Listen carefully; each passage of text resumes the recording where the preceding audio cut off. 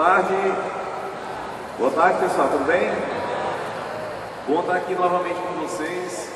A gente já chegando pertinho da prova do Enem, tá? Hoje nós resolvemos escolher um tema para trabalhar, visando exatamente a análise que a gente fez na prova. Foi que a gente percebeu. Existe um tema na geometria, lembrando que na última aula eu trabalhei com vocês geometria espacial, vocês lembram? Hoje a gente vai trabalhar um pouquinho do tema de geometria plana. Geometria plana é um tema que é muito extenso dentro da matemática, só que para a prova do Enem, a gente acaba levando uma certa vantagem. Qual é? É que dos vários temas, das várias subdivisões que a geometria plana tem, normalmente uma delas é que é a mais cobrada, que é a parte relacionada à área das figuras planas, tá bom? Então eu queria que vocês pegassem, por favor, a matéria de vocês, lá na página de número, deixa eu ver aqui, página de número 26. Vamos lá comigo, página de número 26. Áreas das figuras planas. Pessoal, aí tem algumas informações importantes para que depois vocês façam a leitura. E eu queria destacar aqui com vocês na página 27 algumas áreas que são mais importantes, que acabam sendo cobradas com uma frequência um pouco maior. Você tem na página 27 a área do retângulo, a área do quadrado, né, do trapézio, do losango. Então seria interessante que depois vocês dessem uma olhadinha com mais calma, tá bom? Nessa página de número 27, ok? Então, gente, olha só. Aqui eu estou colocando uma situação bem prática, uma situação do cotidiano, que mostra aqui várias pessoas trabalhando na pintura de uma parede, tá certo? Isso aqui é uma coisa que a gente passa normalmente, todo mundo já viveu uma situação dessa, de reforma em casa. Vou colocar aqui uma outra situação que todo mundo também já viu, a gente trocando o piso, né, da casa, trocando o piso de um determinado cômodo qualquer. E aí eu queria que vocês pensassem um pouquinho e dissessem o seguinte: nessa primeira imagem aqui, ó, que é a pintura de uma parede, e nessa outra imagem que está aqui, ó, que a gente está colocando azulejo no chão aí. O que é que tem de comum nessas duas imagens? Qual é a noção de matemática que a gente precisa ter para conseguir fazer isso aqui, ó, pintar uma parede ou trocar o piso no chão? O que é que vocês acham?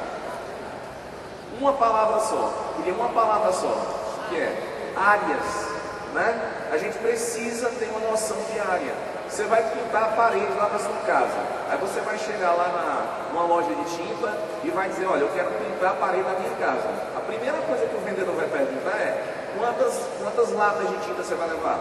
Você vai levar uma lata, 2, 3, 10 latas? Como é que você sabe? Você tem que saber primeiro qual é a área que você vai pintar, não é assim? Você vai comprar piso, para trocar o piso na sua casa todinho. Você vai chegar lá na loja e o cara vai perguntar: quantas caixas de piso você quer? Aí você vai dizer o quê? Ah, não sei. Sim, você tem que saber a área que essa sua casa tem para você poder trocar o piso. Então a história de área das figuras planas, isso aqui é um tema importante porque é muito fácil a gente contextualizar. E como eu já havia abordado, já havia comentado com vocês anteriormente. Primeira observação importante, pessoal. Primeira observação é a seguinte: o que é que a gente chama de polígonos iguais? Não precisa anotar isso aí, tá certo? Que é bem lógico. O que é que são polígonos iguais? Olha só a definição. Duas figuras planas são geometricamente iguais se, quando sobrepostas, coincidem ponto a ponto. Alexandre, vamos traduzir para o português. O que é isso? Olha só, eu vou mostrar para vocês aqui duas figuras, tá certo? Está aparecendo aí? Tá, a outra está bem clarinha, né? Mas na verdade são duas figuras aí, certo? Essas figuras não estão na mesma posição, mas se eu pegar uma dessas figuras, girar essa figura, ela vai conseguir encaixar perfeitamente na outra. Então essas figuras, na hora que eu olho, eu estou vendo em posições diferentes. Vamos voltar aqui, ó. São figuras que estão em posições diferentes. Mas se a gente conseguir girar uma figura, eu consigo colocar essa figura exatamente encaixada na outra. Então eu vou dizer que essas figuras são iguais. Tudo bem, o que é que figuras iguais têm de importante? Tem uma propriedade importante, ó. Figuras planas geométricas, tá? Que são iguais, apresentam uma propriedade em comum. Que propriedade é essa? É a área. Então duas figuras iguais necessariamente apresentam a mesma área. Por que eu estou comentando isso? Alexandre, mas isso não é muito lógico? É. Só que tem um detalhe que às vezes a gente esquece. O que é? É quando aparece isso aqui, ó. polígonos equivalentes. É a mesma coisa que polígonos iguais? Não é a mesma coisa. E o que é que são polígonos equivalentes? Vê só aqui, ó. Dois polígonos são equivalentes quando tem a mesma área, mesmo que a sua forma e dimensões sejam diferentes. Quando a gente fala de polígonos iguais, esses polígonos iguais têm que ter exatamente a mesma forma, para um ficar encaixado no outro. Agora, quando a gente fala em polígonos equivalentes são polígonos que apresentam a mesma área, mas eles não têm que apresentar a mesma forma.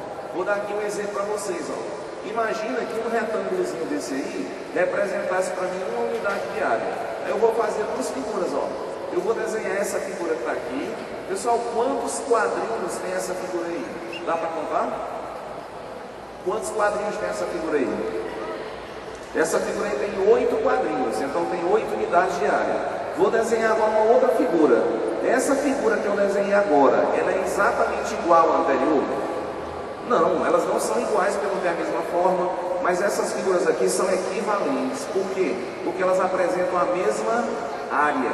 Então vejam só, eu posso pegar duas figuras que são totalmente diferentes e elas podem apresentar a mesma área.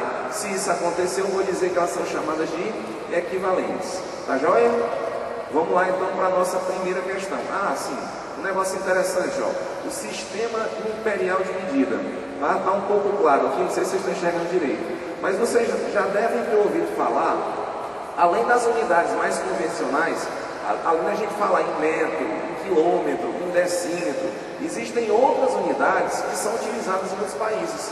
No caso, um polegar, um pé, uma jarda, aqui está falando, ó, um palmo. Então, essas aqui são medidas que são utilizadas em outras áreas. Por exemplo, essa medida polegada, será que a gente não usa aqui não no Brasil? Alguma medida em polegada? Usa, né? Na televisão. A televisão são tantas polegadas, né? Até quando a gente vai pegar a peça, né?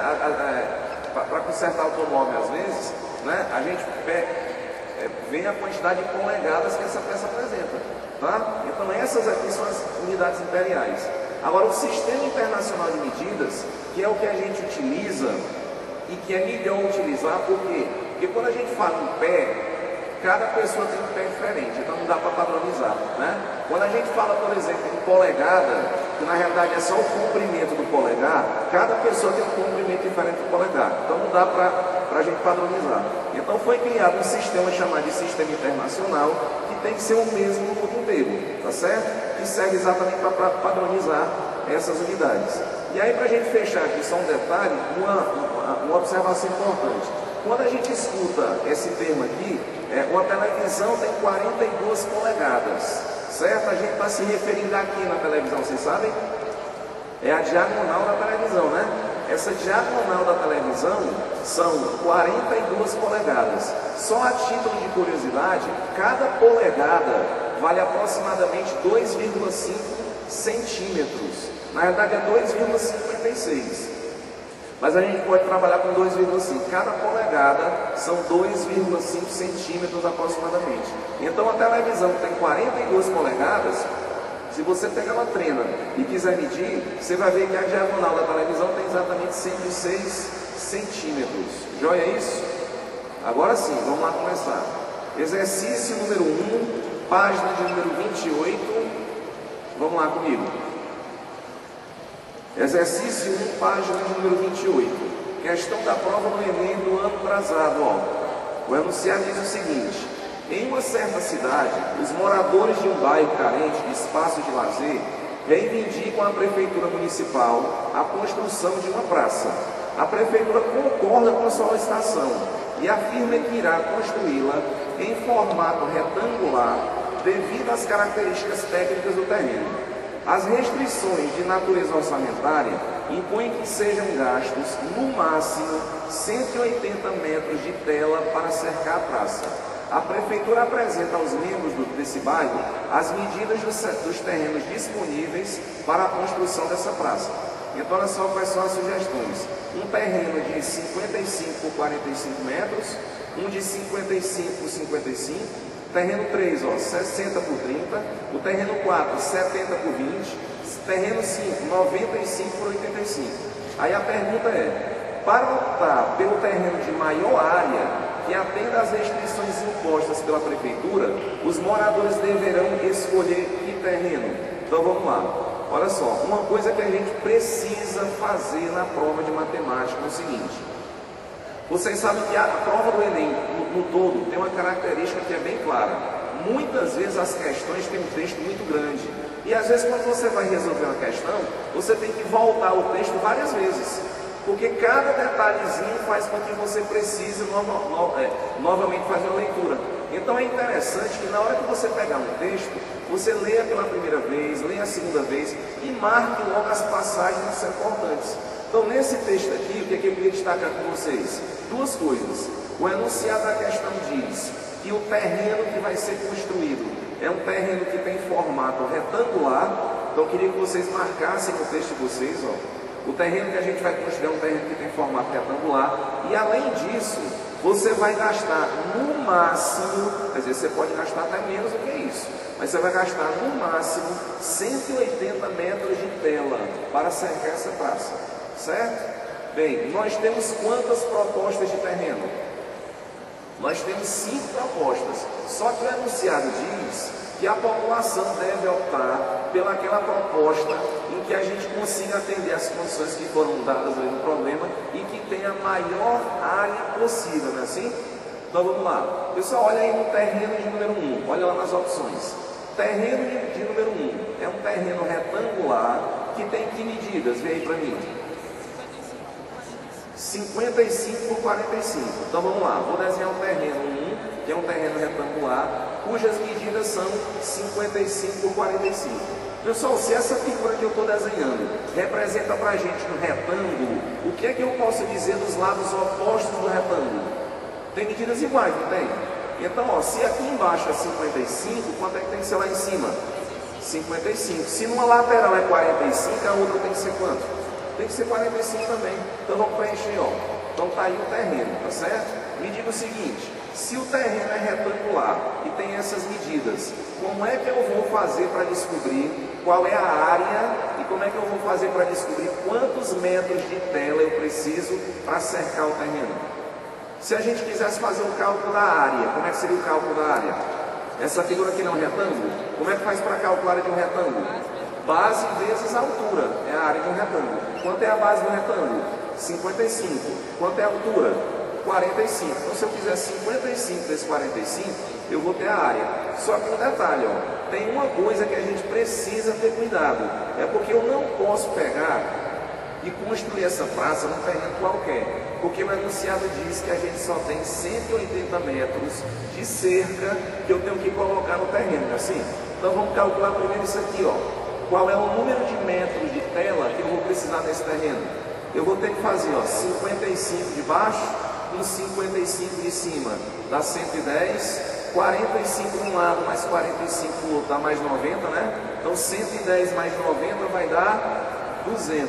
Primeira pergunta, esse terreno, eu posso construir aqui nele? Não posso, porque eu vou gastar mais de 180 metros de tela. Então não adianta nem continuar com esse aqui já está fora, porque ele já desobedeceu a uma das regras que foram impostas. Então esse terreno não serve. Vamos tentar um outro terreno. O outro terreno, que eu estou chamando de terreno 2, que medidas ele tem? 55 por 55, é um terreno quadrado, né? Se é 55 por 55, vou botar, ó, todo mundo lá 55. O que é que eu vou calcular logo? A quantidade de metros de tela que eu preciso para poder cercar esse terreno. Então, quantos metros de tela eu vou precisar para cercar o terreno? 55 mais 55 mais 55 mais 55, isso dá quanto? 220. Dá certo esse terreno? Não, porque você só tem 180 para montar, então esse aqui também não serve já. Então o primeiro não deu certo, o segundo não deu certo, vamos ver o terceiro. O terceiro terreno tem que medidas, vê para mim.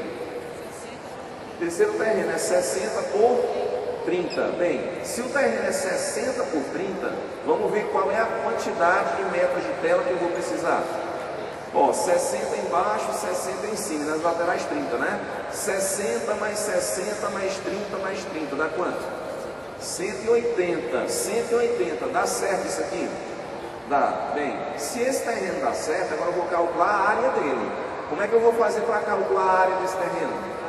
Base vezes altura. Vai ficar 60 vezes 30. 60 vezes 30 vai dar quanto? 1.800. Então anota isso aí, tá certo? O terreno 1 você riscou. Por que a gente riscou o terreno 1? Porque dava 200 metros de tela e a gente só pode gastar 180. O terreno 2 a gente também riscou. Por quê? Porque dava 220 metros de tela e eu só posso gastar 180. O terreno 3, quantos metros de tela? 180. Está dentro da exigência? Tá. O que é que eu vou fazer agora? Calcular a área. Porque a questão diz que eu quero escolher o terreno que tiver a maior área possível. Certo? Então vamos calcular essa área, que é 60 vezes 30, 1.800. Pronto. Então o terreno 3 está no páreo, está valendo. Vamos ver agora o terreno 4. Esse terreno 4, quais são as dimensões dele? 70 por 20. Então, se é um terreno retangular 70 por 20, então em cima também é 70 e do lado também é 20. Vamos ver quantos metros de tela eu vou usar. 70 mais 70 mais 20 mais 20, dá quanto? 180 metros de tela. Esse terreno aí a gente pode usar para construir? Pode, mas o que é que eu vou ter que calcular dele agora? A área. Como é calculado esse terreno? 70 vezes 20, né? Base vezes altura. Quanto é 70 vezes 20?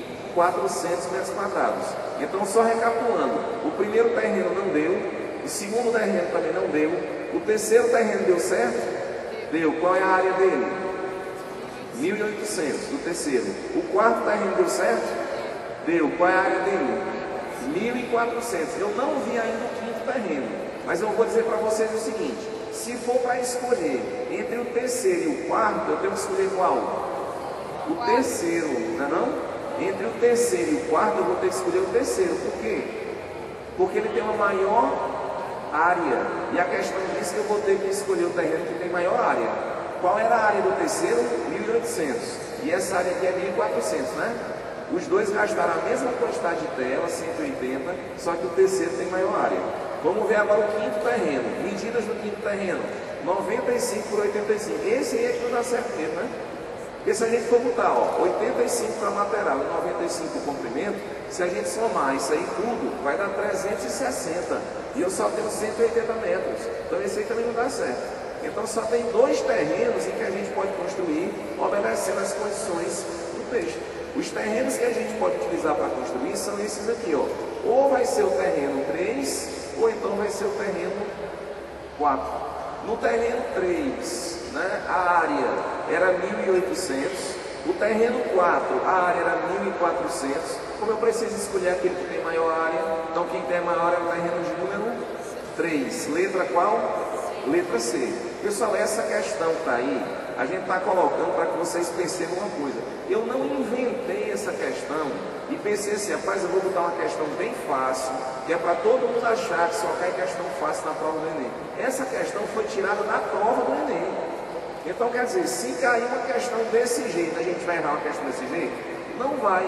Essa questão é fácil, tá? É um pouquinho de atenção, ter paciência na leitura, que uma questão dessa aí ninguém vai errar na hora da prova, seja uma questão certa. Alexandre, todo ano cai questão diária? Cai. Todo ano cai questão diária.